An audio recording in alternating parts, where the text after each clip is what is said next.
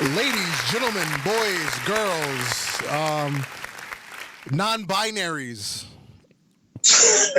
however you decide to identify yourself. We don't discriminate here. Welcome to the Ultra Heelz Wrestling Podcast. It's another beautiful Friday in Clifton, New Jersey. Bravery Studios. Bravery up. I'm Darth Messiah, the Dark Side Savior, always on his worst behavior. I don't get hard, I stay hard. Mr. DM, find me in your mama's DMs. And I got with me tonight. You got with you tonight like you always got tonight. Your boy Alex the motherfucking Hill, a.k.a. the Stan Leah podcast, a.k.a. the leader of the FTR. Fuck the revival, but more it seems like is the revival stay home and not get paid now. Basically. And on the boards, we got the one, the only, Mr. Gnarly Marv. Hurrah, what up, guys? How you doing? Shit, chilling in the heat down here in North Carolina. Yo, it was 75 here today. Yeah, it's getting hot up here too, bro. I'm getting scared. Right, 83 down here. Oof. Oh, I killed a bee. I killed a bee inside my job today. That's how hot it is. Damn. Like if Nigga, like let me tell you, it was like in the doorway, so I just smashed that shit. Let me tell you, I can't do that here. Right in front of my house, I got this big bush, man. The motherfuckers out there gathering like it's a block party in the hood or some shit. So it's over all that. Yeah, I really don't want to go cut my bushes, but I guess I got to. I'm about to offer. But because for some reason, my landscaper refuses to cut my bushes, even when I ask them to. Yo, you probably intimidated him, bro. I mean, they're dirt cheap, so I can't really complain that they're not cutting the bushes. So it's kind of a catch-22. I guess so. So I mean, I've offered to pay more to get the bushes cut, but they just don't cut them. But so whatever. Nah, he said fuck that. He said you pay him enough with what he needs. He don't need to go no further than that. That's above his pay grade. I ain't never heard no shit like that, but you know. Oh, you ain't come to Home Depot. We work there for all the money we can, but can you do something else? That's above our pay grade. Hell no. Niggas only want to stay for OT. That's how much is above our pay grade. Yo, they're handing out OT at my job like it's fucking. Open the door. Unlock the door, monitor coming. They're handing out OT at my job like it's going out of style.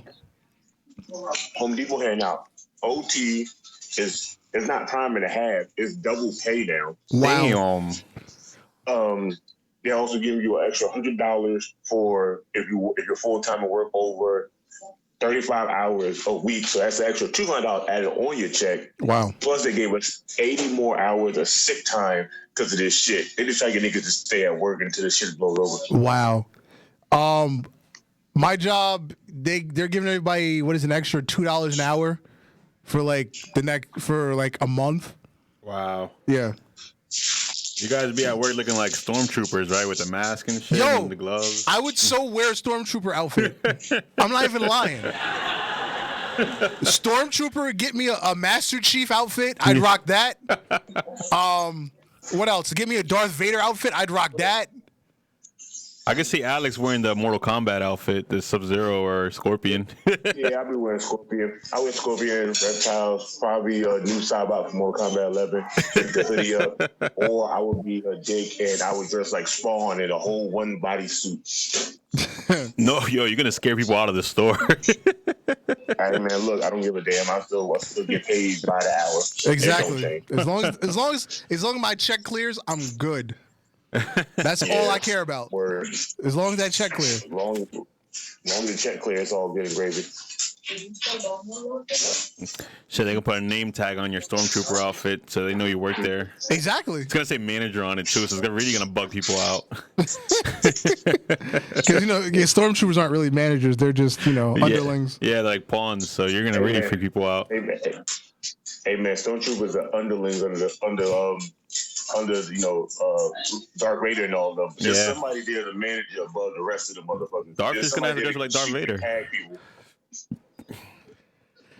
Darth's gonna ring him up looking like Darth Vader. Word. He's got the height too for it. Yeah. Like that. Yeah. 35-52. Do you need change? I need change. You fool! You don't get change. If they let me have a lightsaber, I would cut everybody. Oh damn! Nigga, they let anybody have a lightsaber. This whole quarantine of the state will be a different ballgame. If somebody coughs inside the store, Darth is cutting them off. Oh no, I'm force choking them. That way I don't have to touch them. No germs. That's crazy. You know what? That is true. That's the best way to do it. Force choke or force lightning. Watch Yeah. them sizzle. Yeah, true. Don't cough in the store. Facts. That is the way to go about it. But yeah, man. Yeah, so wrestling is really, really, really weird these days with no crowds. It's in a really odd place. You know what's funny? Originally, I was excited for the no crowds thing because the people that are really good at cutting promos and the people with the really good body language. Uh-oh. I'm coughing. Actually, I swallowed some saliva, but you know. Yeah, we're good. Anyway, as I was saying, so I was excited because the people that cut really good promos and the people with the really good body language during the matches, I was like, oh, they're going to shine now because they don't have the crowd to play off of, so they're going to look better than everybody else. But I think it's the way that they're producing the shows. The shows are. They're going out of their way to show that there's no crowd. Stop saying that there's no crowd. We know there's no crowd. Just have a show. Oh, they probably forgot how to do that. Like what do you call it? Like Raw and SmackDown make it seem like they have to perform you every 30 seconds. That there's no crowd here. Exactly. Or we're here at the Performance Center. They got to let you know. AEW only said it this Wednesday, twice? And that was like once in the beginning of the show and once at the end with Jericho, and that was it. They just wrestled. Like, they made it seem like there was a crowd there without saying there was no crowd there. Yeah. However, I was disappointed with Dynamite this week because they didn't have the same energy as last week. This week was a little bit flat. How do I explain it? Because like last week they had like the heels sitting like ringside heckling the matches. They didn't have that this week, so there was nothing to play off of. It was just literally they're in the ring having a match with around nobody. It's different because the second place they had their taping at, their rules are different for this certain amount of people could be in there. I thought it was at the same place. It wasn't. It was a whole different place. It was a whole different place this time. You sure? It was more like it was the one we watched. The one we watched before when they first showed Matt Hardy was inside the arena. The second one they showed was like daylight, and you could see outside through that bitch, but it had like arena seats still in the two. It was a different place. I'm pretty sure it was the same place. It was just daytime because the venue that Tony Khan's dad owns, which is called Daly's Place, it's an amphitheater. It's an outside concert hall. So last week it was nighttime when they recorded it. I think they recorded maybe 6 o'clock, 7 o'clock where the sun was setting. So that's why it looked different. But I'm pretty sure it was the same building. I'm about to say, because there's a wrestler that I follow on Twitter just recently, and he just had a match on AEW, and he was sitting by like the entrance ramp, and he pointed out there, and he would see straight outside. But then when I went back and looked at the Matt Hardy thing, I was like, that shit don't look the same. Even the chair is like a different color from what that shit looked like. I was like, that look weird. Yeah, because last week the whole show was done in darkness. It was at night. This week the sun was setting during the show. If this week's AEW dark, it was daytime. Because when you show you certain angles, you could see like a blue sky. It was daytime when they recorded dark. I need to figure out where that arena at. So it's in Jacksonville because it's also like the alternative practice facility for the Jacksonville Jaguars. That's strange, and I don't know why that I want that in 2K right now, just so I can have the inside whooping. But yeah, it was weird, but at the same time, it still was better NXT. NXT just had vignettes, motherfuckers talking, people coming out there, like a certain people coming out there, like I feel like they had people outside. It was like, hey, bro, it's your time to come up. You come in, y'all two got to go. Yeah. All right, well, let's keep talking about Dynamite since we're already on it. I liked commentary this week. It was different. Not to say I don't normally like commentary, but I like the difference.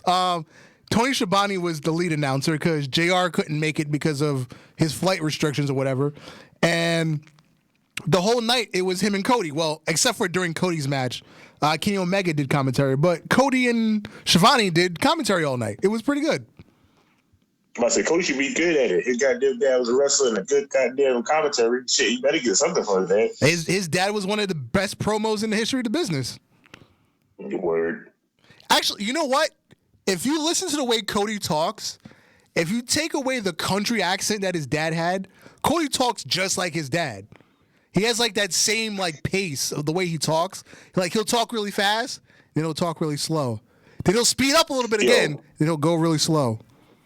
Yo, what happened to that badass list that he had? You know what? It's kind of disappeared. Maybe you got his teeth fixed or something. I don't know. No, the sad thing is they used to piss me off in WWE because he used to have that lift so bad. But then when people would show like videos of them meeting him outside, like acting something, that shit wasn't there. And I was like, did they make him? Did they do him like Kofi Kingston? And it was like, we want you to have like a little list for some reason. Cause like that was like probably the stupidest thing to have him do for like that long period of time. No, he has a lisp. I think when in WWE they made him like do it more, like really sell your lisp. Like, bro, shit, that motherfucker sound like he's missing the two front teeth and one on the side. How he was talking. But yeah, that was like, a nice change of pace. Also, Brandy Rhodes was also ring announcing again because Justin Roberts couldn't get there. She's doing an excellent job ring announcing. Please continue. You know, someone down the line's gonna have to stop because Justin Roberts got to come back. You know, that's what he's getting paid to do. I don't know. Let him do something else. Let him do. I don't know. What can he do? I don't know. He can't do backstage commentary because he's not that good at that. Remember when he tried in WWE for a little bit? Yeah. It was just awkward him standing there trying to actual shit. I think Schiavone should do all the backstage announcing and let commentary be JR and Taz. And then bring in Excalibur for like the super indie matches. Don't have Excalibur on every match because I don't want Excalibur in a Jericho, Cody match, Jericho Moxley matches where it's traditional, pro wrestling. He doesn't add anything to that situation, in my opinion. I feel like they just let Justin Roberts be the guy to do the sit down talks like Michael Cole. Okay, yeah, there you go. That's what Justin Roberts can do. Whatever happened to Alex Marvez? Where is he these days? Bro, I have no idea. Since AEW started, I don't know. He just was there, and also this wasn't there no more. I don't know what the fuck happened. And the thing is, he wasn't bad because he had never done wrestling commentary before. So for a first timer, he wasn't trash, but you could tell he was learning on the job. But he wasn't offensive. He was learning on the fly, but he learned on the fly, and all of a sudden he just flew off, and that was it for him. Yeah. So I didn't like Jimmy Havoc and Cody. There was nothing there for me. It almost looked like a training match to me because I felt like I saw Cody just leading him around the ring the whole time. It's like, I need you here, I need you there, I need you here, do this to me. It wasn't a cohesive match. This right here where you find out who's the good wrestlers and who's the good wrestling leads. Because, with all the crowd and everything, they can talk to each other. If you ain't got no crowd and the mics are on you, it's kind of hard to direct people without saying anything. Yep. Yeah, and you could clearly see Cody like pushing it, like, okay, go over here. Go over here. Okay, go in the corner. That's what the whole match looked like. When I can see through the wrestling, it turns me off. I want to be able to just watch a wrestling match. Word, like Raw had the one match with Andrade?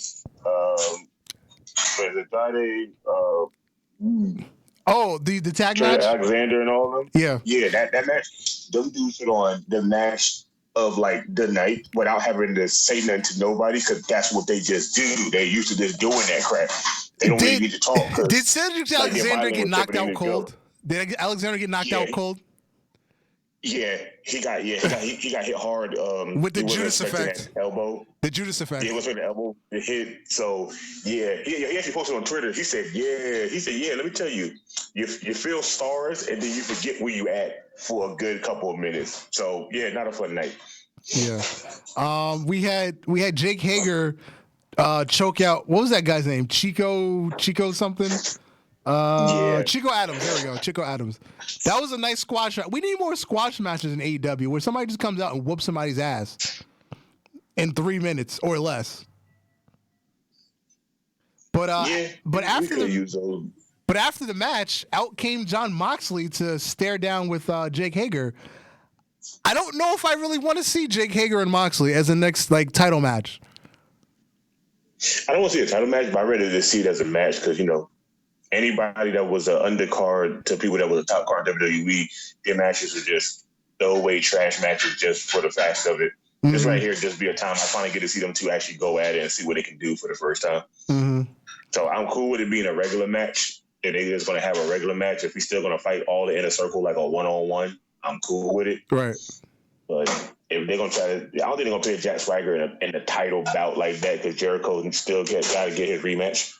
Even though he got to work his way back up to it. Well, Jericho's leaving. Well, wait, no, I'm sorry. Jericho's probably not leaving because I think all his concerts are canceled. So yeah, so he's going to be there for a while. Yeah, I was going to say he's going to leave to go on tour, but he can't go on tour. There's no concerts. But anyway, next up we had another vignette from Brody Lee, who was portraying Vince McMahon. Did you catch that one? When I watched that, I was like, I've seen this somewhere before. Daddy eats first. Yeah, well, homeboy sneezed and he said, "Get out, get out." I said, "Oh, this is the Vince McMahon cartoon thing from the network." I'm not even mad at this. This is actually dope. But he got backlash off that. His Twitter page got people up there talking about something that's fucked up. We shouldn't have did that. I said, man, get out of here with that BS. This is a joke. Okay, I'm conflicted on it. It was funny. But if the whole basis of him doing this Dark Order thing is to take shots at Vince because he was mad, why? If we get it, everybody's disgruntled with Vince. So why are you going to waste your opportunity in this new company to just continuously take shots at Vince? Move on with your life. Do something else. I'm about to say, he's doing something else.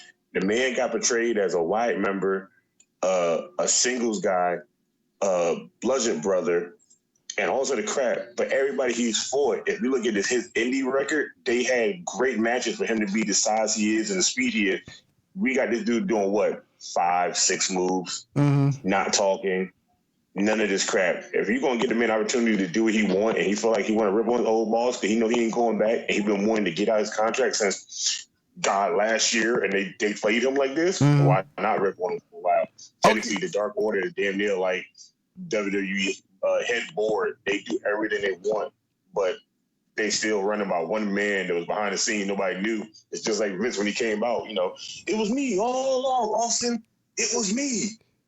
It's literally that's what it is. That's what it was. That's exactly what it was. It's really the Dark Order. It was. Like, this is like the corporate ministry. It's like the corporate ministry right now, with Vince being a part of it. That's all this damn storyline is. So if they're going to play off that, it's not. It's going to end soon when you finally get a good match with somebody. But if he's going to do that little vignette, I need him to do the other vignette, the other Vince McMahon vignette, the one where he gets somebody to bark like a dog. They'll never bring that back. Never. And you can get somebody to bark like a dog. I'm trying to think who would they use. Like, I don't know, like B. Priestley or something. I don't know. Who's slutty enough? Who's slutty enough to do it? I'm about to say, look, man, they can always hire one woman talent for the night, like WWE do the indie people, and just have somebody come in there and he make the bark like a dog. But that was Trish though, so it was a big deal. I know, but you got to think about it. That was Trish. But if he do that to any random woman right now, in the way 2020 is set up, for that not to be a good thing, it'll get him more heat. Yeah, I guess. What else happened? Oh, we had a AAA Mega Champion match between Kenny Omega and the Spanish God Sammy Guevara. I swear I forgot he had that damn belt still. Yeah, I was actually going to ask somebody, does he still have that belt? Is Moxley still IWGP United States champion? Technically, yes. Okay. So like, technically, Moxie's still champion. When they go to Japan, he's still champion until he loses it again. But after this whole little flight thing, technically he's going to be there, I guess, longest reigning champion until after this whole thing's over. yeah, because really New Japan is shut down. Yeah, they're not having anything. Yeah. So he's going to be the longest reigning champion without having to wrestle. He's going to be Brock Lesnar, but because of circumstances. Well, he's only had it since January. He won it at Wrestle Kingdom from Lance Archer, right? Yeah, but think about it. We're in March, and how long you think this whole little situation thing of Japan being shut down going to be? Let's say he makes it to August. That's what, 8 months, 7 months? Yeah, and then that title is still like brand new in the company for them. So that is true. Reigning champion. That's true. But yeah, he's still champion. But I swear I forgot that Kenny Omega won that belt, and I forgot he still had it. So ever since AEW started, I just forgot about that belt. Yeah, Kenny Omega won it like the same time Jericho won. Moxley won his in New Japan. It was like the same weekend. It was like the weekend before. I think it was the weekend before Wrestle Kingdom. Yeah, and it's weird. I swear, when he came out with it, I was like, that's not the tag team title. What the hell belt is that? That's when I was like, wait, he still has that damn title? I was like, oh, crap, I forgot he still has it. Yep. And after that, he won with One Winged Angel on Sammy Guevara, because nobody kicks out a One Winged Angel. It's the most protected move in wrestling. Chris Jericho. He wanted to call out Matt Hardy, but first he was greeted by Vanguard 1, and he offered Vanguard 1 to join the Inner Circle. I don't see why not. I don't see why he wouldn't try to offer. I'm waiting for Senior Benjamin to show up, and he offered him a chance to be in the Inner Circle. He said, I don't like you, but I respect you. I could use your services. Join the Inner Circle. And then he just flew away. Yo, I'm so happy that there's no crowd there, because that drone, you can't fly around people in places like that. So when nobody's there, Vanguard 1 can fly around freely. Yeah. And then this was the one thing I didn't like, was when Matt Hardy appeared, they did some really, really crappy editing, like having him just show up in random places in the arena. I was like, that was such bad editing. So bad. It looked like somebody in high school edited that. Hey man, I think it probably did. Like it did let Matt Hardy's wife record it and do it. Probably would have been better. Yeah, see how she did all his other videos. Yeah, she does really good work. She does really good work for somebody that never done that shit before like that. That makes it more sad. Well, all she does is sit home and let the baby suck milk from a titty, so she got plenty of time. Hey, maybe I need to be a Matt Hardy baby then. Yeah, I'd like to suck milk from her titty, but But now that he's Demarcus, Damascus, AKA he's the vampire. I was like, that makes sense in teleporting. I was like, I don't get how does he teleport? And I was like, if he's the broken brilliance, I was like, why the fuck is he teleporting? He never had that power. Well, then it was like, oh yeah, 6,000. Zenith didn't have that power, but Damascus does. I was like, yeah, but then they said he's like a vampire, and I was like, you know what, that makes sense to teleport. I was like, I wish they just could get it a little bit better. Like they could at least turn the lights off and on where he showed up at in places. Not have the spotlight randomly go to random spots where he's at all over the arena. Yeah. But I did like the promo that him and Chris Jericho cut on each other. Yes. I love that promo. I was Maker like, of pain, that's probably the best I knew you'd come. I loved it because we got Matt Hardy as his broken brilliance. The thing that he should have had WWE that would have kept him there until he really didn't want to wrestle no goddamn more. And you had Chris Jericho being Chris Jericho.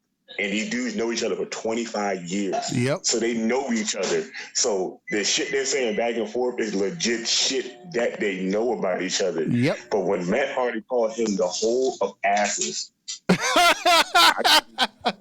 you know how he talks, the whole of asses. Type that in. I was like, the whole of asses is the new word of 2020.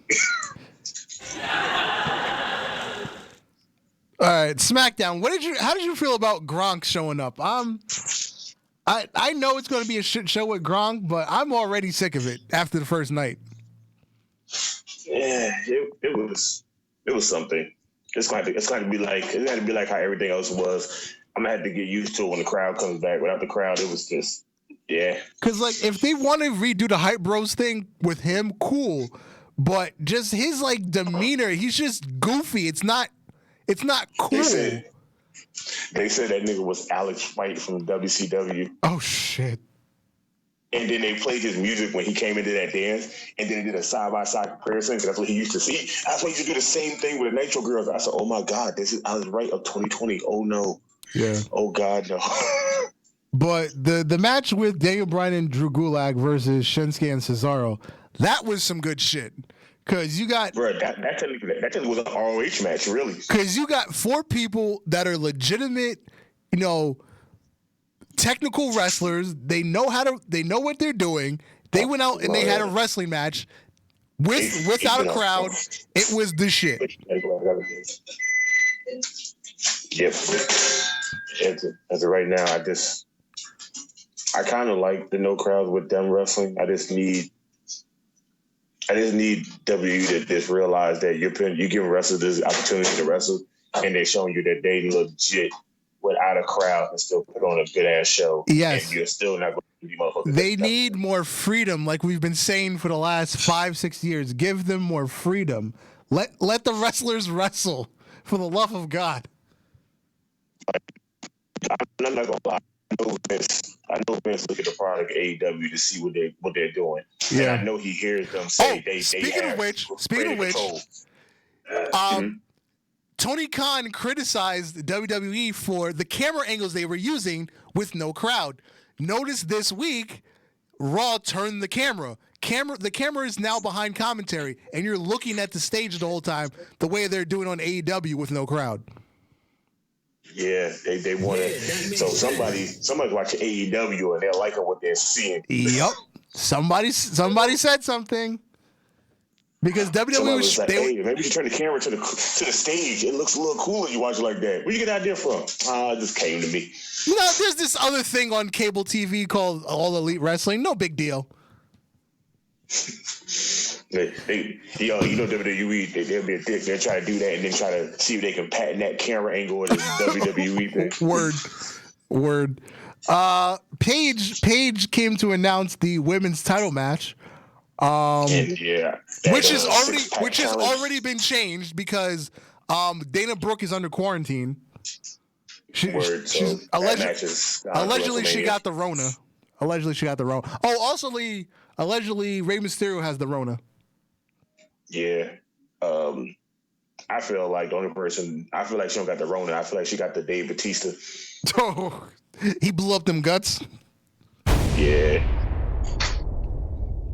I didn't watch this match, but it was The Miz and Morrison beat Heavy Machinery. I think it was a title match. I'm not sure. That match is actually funny because even with no crowd, Otis still can act the same way, bro. It's so like WWE not gonna probably ever use him the way they need to, but that dude's a star by his dolo also. Yeah. Next up, we had the contract signing between Roman Reigns and Goldberg for the Universal Championship, and that match is now also in jeopardy now because allegedly there be no more now. He not doing no more now. He opted out of the match. The match is no longer going. That's what I was getting to. The match is because of his leukemia, he's at high risk for catching the corona.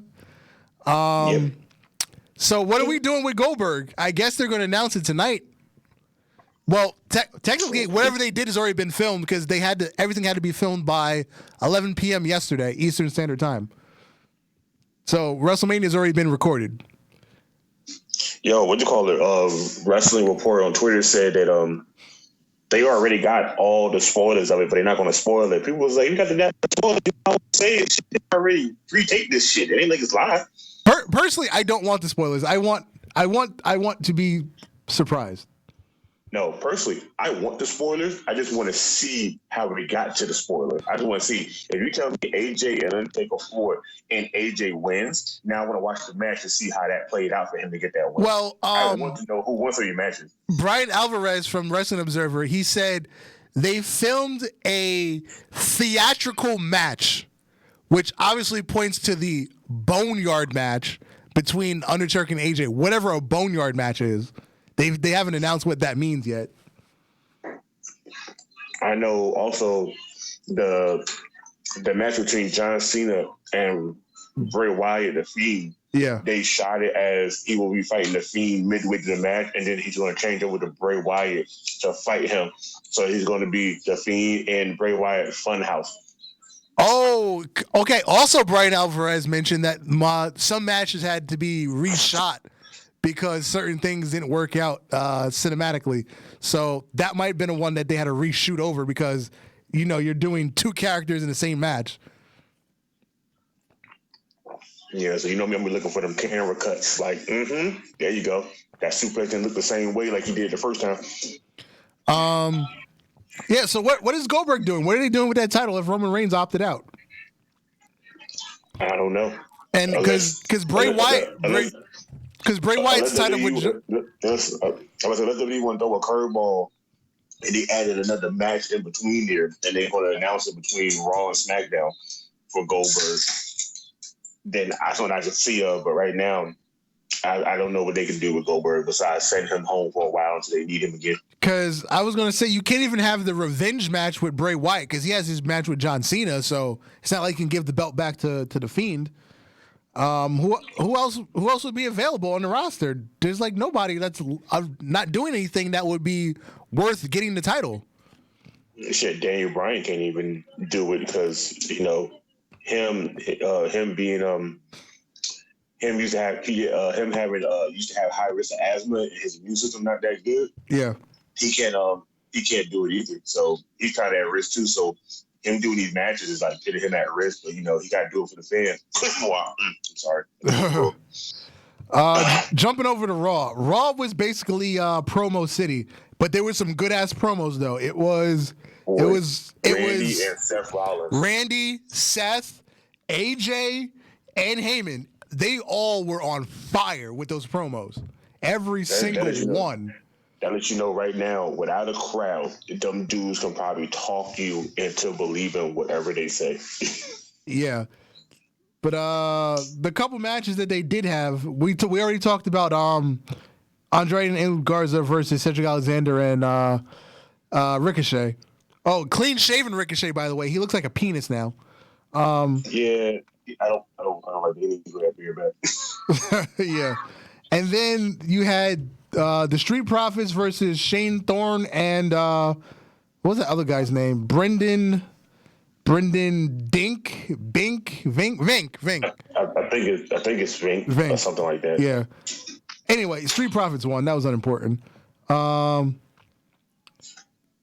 Becky Lynch and Shayna Baszler had a little scuffle. Oh, that black mass that Aleister Black hit on that dude from Evolve. That black dude from Evolve. Bruh, when I tell you that black dude sold that damn black mask better than anybody that ever got it before. Boy, he hit the ground with his arms locked like he actually got hit in a football tackle and his body didn't know what to do. I said, see, that's how you get somebody from the Indies to get a job in WWE, a job or to stay there. He sold that so good. Yeah. So it's actually kind of a good thing that they're doing. They're using, because since Evolve is like their secondary developmental territory, now that NXT has become an actual TV show, so they need places for people to have training matches without being on TV. It's cool that they're letting these guys have a little bit of shine, even though they're quote unquote training. They're trained to be future jobbers, aka future police and security guards for WWE for storylines. Yeah. Did you watch NXT? I did not. I watched all Dynamite. I did, and most of it was they had matched. No, I'm sorry. Ryan had a. I did watch Tyler Breeze and Austin Theory. That I did watch. That was good.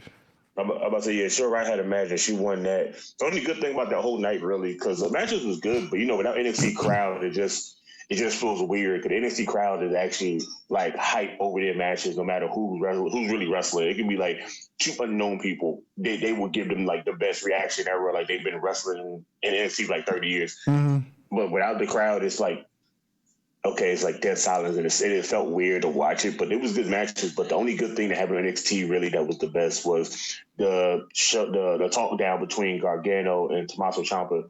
And Triple H said, "This is the last match. This is the last ride, and this is the last one for all." And then Killer Cross promo kicked in between at the end of it. Oh, okay.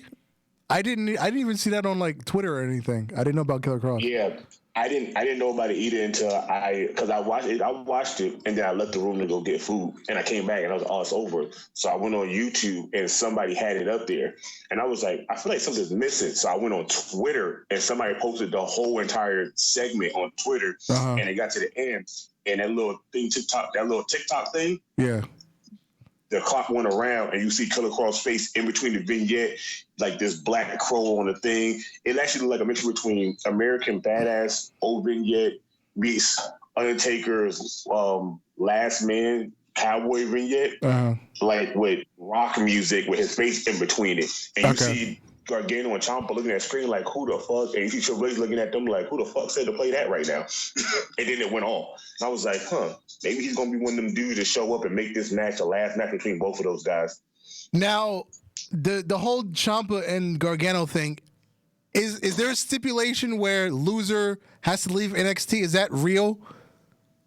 I don't think it's real. I think Triple H just have it as, y'all two fight, y'all put on the best matches, but right now y'all got to move on to something bigger and better besides each other. Okay. I guess he's trying to do him like how him and Shawn Michaels fought so long against each other, and then they was like, hey, look, man, this shit is cool, but we got to do something else or we're going to be stuck in this rut. Right. Okay. So this is like the last match between them, I guess, until they feel like somewhere down the road, probably a year from now, they want to bring up this feud again just out of the blue. But right now, I think they're just trying to end it between them two. All right, so let's run down the WrestleMania card since everything has been taped.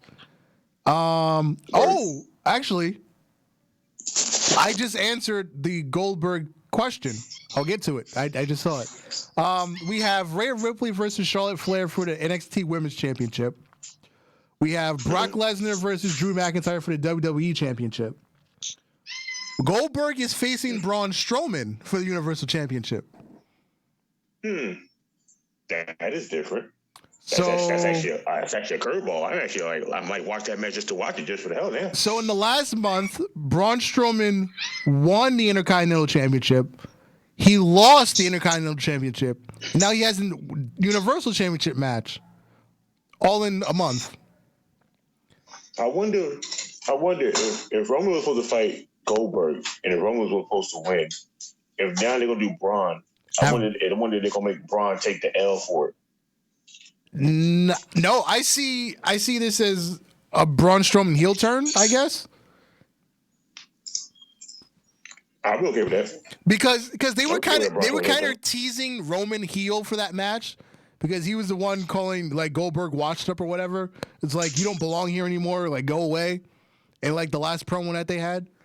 We're going second call for today.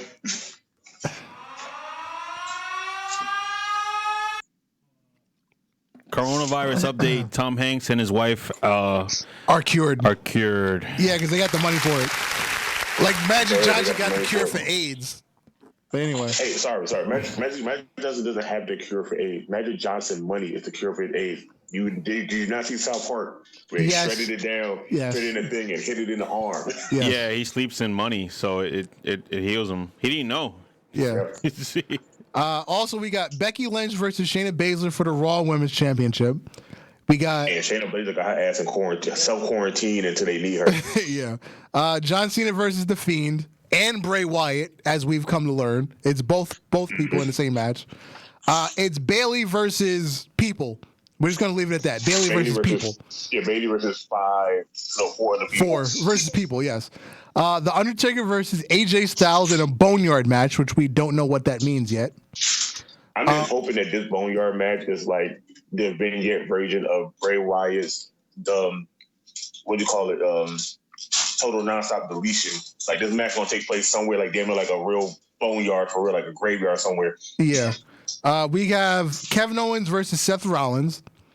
We have the Street I Profits. feel like that's gonna be the sleeper of the match. I feel like that's gonna be the sleeper match of the WrestleMania. Here's one that I didn't know about because Rey Mysterio and what's his name are both quarantined. Humberto. We have the Street Profits versus Austin Theory and Angel Garza. It was rumored to be Andrade and Angel Garza, but apparently it's Austin Theory and Angel Garza. According to what I'm reading, I thought it was Andrade.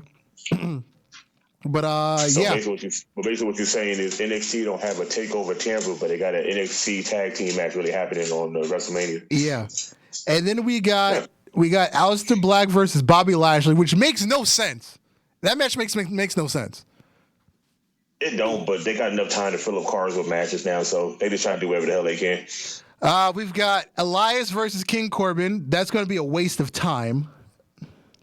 And the match I want to see most, Edge versus Randy Orton. Now, this is the thing. I'm sorry. I skipped one. Well, keep talking about it. I skipped one. Seeing how this is a 2-night event, they want to make one of these. They was going to make Roman and Goldberg the main event for Saturday night, and then Becky and Blazer the main event for Sunday night. But now that their match changed, I don't know where Goldberg match still standing as the main event on Saturday or not. Well, I still think Brock Drew is main event night too. No, they were saying that the master plan for WrestleMania was Becky, was supposed to be the main event of WrestleMania, period. So if it's going to air on Sunday, they're going to be the main event for Sunday. So I'm sorry, they would have to make a main event for Saturday. I'm sorry, that's a lackluster main event for me. Yeah, but watching Roman and would be a lackluster main event also. So, but yeah, you get what you get. Yeah, but I'd rather see McIntyre win than Shayna. That's just me. Yeah. I read it too, but at the same time, at this point right now, I just feel bad for Drew. The man worked his ass off, got a title shot, and now he got to win his belt in front of nobody. The match that I skipped was John Morrison and The Miz versus either the Usos or the New Day in a ladder match. The Usos and the New Day have a match tonight to determine the number one contender. I don't see why they just don't have it as a 3-way ladder match anyway. We had that damn big ass ladder match when the Hardys came back. That's true. So you watched the Chris Benoit special, right? You and Gnarly Marv were talking about it? Yes, sir. Yeah, I love this. I love part 2. I love the whole thing.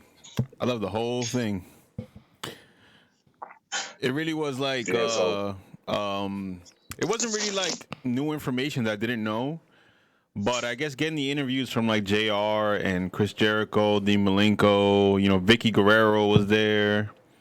A couple of Nancy's family members were there, so just hearing their take on things was like what was new to me, Especially having what was that doctor name? Chris Hyde, the dude used to be the Harvard wrestler before David Otunga. I don't even know who that was, but definitely. No, you remember who that is, right? The dude that was in Tough Enough, that he actually graduated Harvard and became a wrestler. And and he started the organization for the brain damage thing that sports cause, right? Him? Yeah, for CTE. He's a wrestler. CTE. He said he stopped wrestling because he had 6 concussions. Damn. And WWE wouldn't do nothing about it. Yeah. They just still want him to keep wrestling, taking shots. So he said when he was leaving the wrestling field and going back to medical field to study CTE, WWE didn't want shit to do with him because he wanted to be their head physician for the CTE. But then when he started talking about how he talked to Chris Benoit about it and how he felt that Chris Benoit had CTE bad, and when they finally got his brain, they checked it, they said that he had the worst case of CTE in the mindset of it ever being even compared to football players. The worst case. Wow. Like he had the worst case ever of it, and he literally said that he know 4 football players. One was hearing voices after he got CTE. 2 committed suicide, and 1 just lost his mind and started driving down the wrong side of the road and crashed into a fiery explosion. Yep. And a police chase. He literally said that CTE actually changed people, and Chris Benoit had the worst of it. He said, so what he did was not something that he just he did it. It might have been the CTE that actually made him do it. Right. Now, I'd be shocked to find out what they find in Mick Foley's brain when he dies, because that man took I don't know how many head chair shots over his career. The thing is, it's gonna be every wrestler. It ain't just gonna be. Well, I'm talking Foley's about, gonna be wild. His is gonna be wild. Yeah, I'm talking about the level of severity. Like, you get Foley, you get Terry Funk. Yeah. Who else is living? Sabu. Oh yeah. Sandman. The chair shots, bro. Fuck that. Anybody in ECW. Anybody in ECW. Anybody that was taking chair shots like crazy. Remember that day The Rock went wild with chair shots on Mick Foley? Yeah. Oh man, The Rock was wilding that day. But yeah, dude, like it was cool seeing all that stuff. I mean, I can't say cool, but it was informative. It was sad. Enlightening. Well, no. You can say it was cool because it's something that WWE is never going to do. Nope. They don't want to talk about them. Yeah. But it's the one thing that everybody always wanted to know. They wanted to know the full information. WWE just said basically murder-suicide. We're never going to speak about him ever again. Yeah. And that was the end of the talk. So basically, everybody just thought Chris Benoit was the bad guy. He just killed his family, killed himself, and took everybody out. But after watching that and listening to everybody talk about it and explain like their situation, hell, Dark David had the cop that found Chris Benoit there and told how Chris Benoit was hung. We knew he hung himself, but we didn't know the stature. He painted you a picture of how he found Chris Benoit, how he found Nancy. He was tied up with his weights. She was murdered, and how his son was killed. He tells you all of this. We just knew that Benoit killed them and killed himself. Right. He gave his son drugs and then smothered him. Yeah. Put a Bible by everybody that he killed too. Wow. That's some like horror movie shit. Yeah. He had a Bible. He bound Nancy Hill behind her back and strangled her. Yeah, he broke her spine first before he killed her. Oh, yeah, for 2 days he stayed in the house with them. So that whole time of the rest of the Vengeance review, that Friday, Saturday, he was home with the bodies that whole damn time. Wow. He sent out phone calls. He sent out texts. He told people the dog was in the house, make sure they come get him. He called Chavo and them, told them he loved them. Chavo. And then they said, right that Sunday, he looked up how to snap your own neck the most quick and sufficiently. Yeah. And he went and killed himself with his pull down weight bar in his gym. He took the thing off, wrapped it around his neck with a towel, pinned 100-pound weights on it, and let the thing hit the floor. Yeah. I was like, we didn't know all this shit. What the fuck? Yeah. That's wild. Yeah. I was like, yo, this shit is crazy. But I don't knock the WWE for doing that tribute shit without knowing all the information. And I still kind of don't hold that part against them. They should have waited. They should have really waited. Like, they pushed for it so fast. For all the info, but at the same time, if like my friend is found dead and his family, like I'm not going to think he's the one that did it automatically. But yeah, they should have waited. They should have waited. And definitely that's fucked up. I'm mad they played Perry Saturn in the first episode, though. You saw when they showed the Radicals coming from WCW to WWE? Oh, yeah. They said Dean Malenko, Dean Malenko, Eddie Guerrero, Chris Benoit. No Perry Saturn. Yo, they almost cut him off the frame. Right behind him. Like, y'all couldn't say his name either. Like, damn, at least give him a shine, a light. God, I was like, yo, why they play Perry Saturn like that? They only showed, like, the tip of his brim on that leather, whatever he was wearing that day. Whatever those hats are called. They're like leather... the little leather Kangos. Kangos, yeah. He had that on. You can only see the tip of it because they cut him out the frame. That's wild. Yeah, so I was like, damn, why they played Perry like that? But I guess, I mean, Darth was saying maybe because of his drug issues or something. I'm about to say he's still like kind of in a dark place and he's still getting help from certain wrestlers, but it's like you don't want to talk about him because people are still trying to help him out and he don't want to be remembered as past. So I guess it probably was the best thing not to put him in there and try to bring up what was wrong with him or what was going to go wrong with him down the road. I guess so. But all I know is the next few stories they got are what's enticing me to watch it even more because we got one about Owen Hart coming out. Right. Oh shit, that's gonna be horrible. Then we got one about the next one is New Jack, and I definitely want to watch the one with New Jack. He's a wild motherfucker. There's another one that's Hawk and Animal of the Road Warriors. There's one, I think, the curtain call in the back. And then there's like one with 3 more other wrestlers. I forgot the name. I had screenshotted all of them when I first saw the first episode. I screenshotted to see what episodes was next. And I was like, dude, this shit is going to be lit for the second season. Yeah, bro. They going all in. That like I ain't gonna lie, that Christmas Wild one, I could have waited that Christmas Wild one to be like the last 2 episodes of that damn thing to end off that season. But making it the first 2 make you want to go back and like rewatch the first season and then watch. Oh yeah, watch I want to watch them all. Coming out. I don't think all of them are on YouTube. I think you have to go to their site or something. Five of them on YouTube. 5 of them on YouTube through one person's YouTube page. For some reason, they ain't been taken down. The Montreal Screw Job is up there. You just gotta type it in I behind seen the that name one of the already. show, Yeah. and it'll pop up the full one. Yeah. So all the episodes up there. They just not up there through Vice like that. Their specific channel. I'm surprised put up their first. I'm surprised Vice put up the first and second version of both of those damn Christmas Wild ones. The full ones on there. It's to get you hooked on the show, and then you go to their website and watch the whole thing. They get you hooked on it, but damn, man, the Benoit shit. We were even talking about it on Malcolm's podcast. How crazy it is.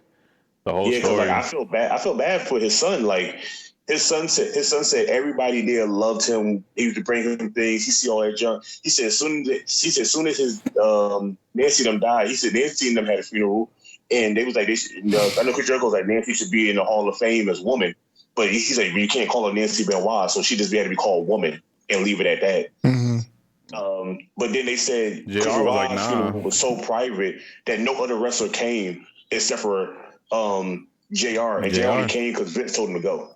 Yeah. Wow. And she said that they was yelling at him at the funeral and everything. Yeah, and then it didn't make me feel bad for his oldest son for the simple fact that his old son's like, they was like, what wrestlers reached out to you since it happened? He said, fuck all of them. The only person who reached out to me was Chavo and Chris Jericho. Yeah. And I was like, damn, son, you went from being the kid in the back that they play you with and wrestle to your dad doing this, and they just like cut you off from like everything. I was like, that's fucked up, bro. I'm just happy that Jericho and Chavo stayed around to keep him like sane through all that shit. Yeah, to him to be an adult. Yeah. So he could have went the whole opposite route. Jericho makes out good in every bad situation. He makes the best of it. Bro, he sure the hell did. I ain't gonna lie. When they first did the first episode and what Jericho said was so true to the heart. He said, look, if you're gonna get mad at me glorifying a guy that killed his family, you should turn this off right now while we watching this. I was like, that's the truth. I said, he's not talking about Chris Benoit personality. He's talking about Chris Benoit as the human being, as the wrestler he was before all this shit happened. So Kid might be like, oh, you just glorifying a murderer. He wasn't a murderer at first, bro. Like, this man was like the hardest working man in wrestling history at this point until that shit happened. Yeah. Well, JR, he was honest with why he said they wouldn't put him in the Hall of Fame. He said, the minute you announce that Chris Benoit is going to the Hall of Fame, you're just going to resurrect all this, all the memories, story, all these memories, all the mostly the bad stuff. Yeah, that's true, and I can understand that too. But then, I mean, they can never put Lex Luger in there because Lex Luger admitted that he killed Miss Elizabeth. Get the fuck out of here! He admitted that shit. Yeah, it's in the first season of the Macho Man one. I gotta watch that one. They literally got the phone call of him talking about, she OD'd on some drugs I had and she died in my house. Like he admits that he did it. That's why he went to jail. Oh, but it's a little different. That's what manslaughter, not murder. Yeah, it's a little different. Yeah, it's unintentional. But still, if you bring that up, that still brings up all that shit that WWE don't want to be a part of. Yeah, but Lex Luger's in the Hall of Fame. Yeah, that's what I'm saying. And Miss Elizabeth, they're both in. Yeah. But that's what I'm saying. They put them both in the Hall of Fame, but like they made it seem like you can do that. Like remember what they said with China? Oh, you'll never see China here again for what she had online. She's a part of a faction. She's not in by herself. Yeah, she's not in by herself. So they didn't really have time to dig into her, personal history when they put her in. I think she will get in eventually, to be honest. Hey, look. Once you say China name and people don't know her, what's the first thing you think they're going to do? They're going to Google it. But when this regime... So it still makes no sense. It's going to take a lot more years. But when this regime that owns WWE, because these boomers, or whatever you want to call them, these old guys that still run WWE in the background, when they're gone, you're going to be able to see more people in the Hall of Fame when these people retire. Like I said, how Jericho said it. The man wrestling, the man was like literally the best wrestler in the world for the hardest work that he was doing. If you put him in there, you put him in there for the hard work. You're not putting him in there because the personality he is. You put him in there for what he brought to the business and how he made certain people be like him. Like if it wasn't for Chris Benoit, Daniel Bryan would not be as the way he is because almost all his shit is based after Chris Benoit. Well, if you want to look at it from this point of view, there's other sports Hall of Fames where people don't get in because of their personality. Like Terrell Owens in the NFL, statistically he's a top 3 receiver ever. But he didn't make it in the first year of his eligibility because he was so bad to the media. So the media who votes on the Hall of Fame didn't want to put him in because he was so rude to them over his career. It's the same thing here. Yeah. Your personal issues outweigh your actual career. Yeah. And that's the thing that's crazy because that happens there, but then when somebody get put into another Hall of Fame in another place, WWE feel like, nah, we gotta change that. Remember, Sting was in Hall of Fame for TNA. Kurt Angle was in Hall of Fame. Sting was also in the Pro Wrestling Hall of Fame, the Wrestling Observer one. I know, but don't forget. Remember, Vince didn't want you to do Kurt, and one of the things he said to Kurt was, "You'll never make it to the Hall of Fame." Got in the Hall of Fame TNA. Left there, and all of a sudden Vince wanted to bring him back home to the Hall of Fame. I said, yo, you backtrack on shit that you tell motherfuckers over the course of years. Like, you just be forgetting what the hell you're saying. And I understand that he goes back on his word. You want to take somebody out of a Hall of Fame that you feel like it doesn't mean shit to them and put them in a Hall of Fame where you feel like it's glorified to be in your Hall of Fame. Oh, it's about the money, too. You know, he thinks about the bottom dollar. Like, how much could I make off benefit from this? Yeah, because once you get that Legends contract, you got to make appearances. Yeah.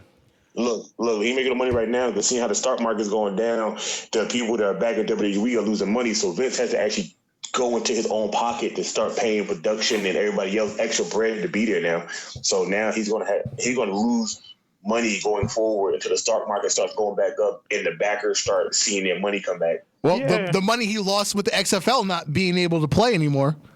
Because they're not getting the TV money since there's no games right now. Yep. And then WrestleMania is going to kill him even more because now he don't have the big venue, all the people showing up, the access, the merchandise. He basically just losing out on millions going forward right now. Yep. Yeah. So this is going to hurt his pockets. He's going to try to recoup all this shit, some shape, form, or fashion. And that's why I'm really thinking the whole thing with them taking the pay-per-views off the network is going to happen now because they've got to recoup money. They need to. They want to, but the deal with Fox fell through. So I don't know who the hell they're going to give it to. Well, that was the thing. They weren't going to give the pay-per-views all to one streaming service. They wanted to split it up. Go give some to Fox, give some to Showtime, give some to HBO, give some to BR Live, give some to Disney.